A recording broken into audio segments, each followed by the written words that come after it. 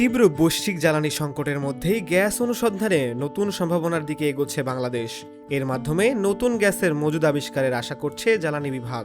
দেশের স্থলভাগে গভীরতম কূপ খননের মাধ্যমে প্রায় 4 ট্রিলিয়ন ঘনফুট গ্যাসের সম্ভাব্য মজুদের কথা জানান জ্বালানি বিভাগের কর্মকর্তারা।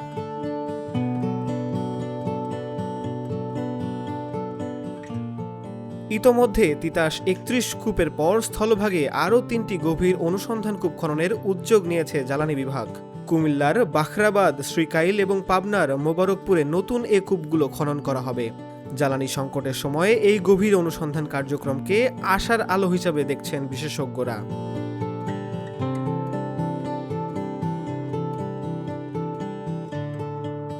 প্রকল্প সংশ্লিষ্টরা জানান, তিতাস ৩১ কূপের কাজ শেষ হলে একই খনন যন্ত্র কুমিল্লার বাখরাবাদে নেওয়া হবে।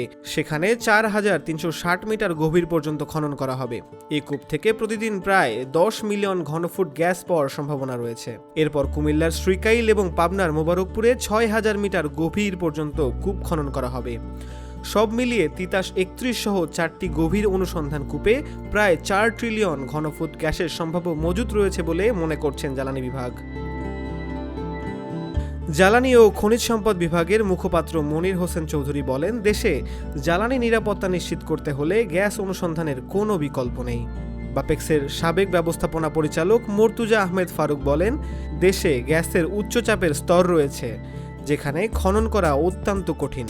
এখন পর্যন্ত দেশে কোনো কূপে এই স্তর অতিক্রম করে খনন করা হয়নি।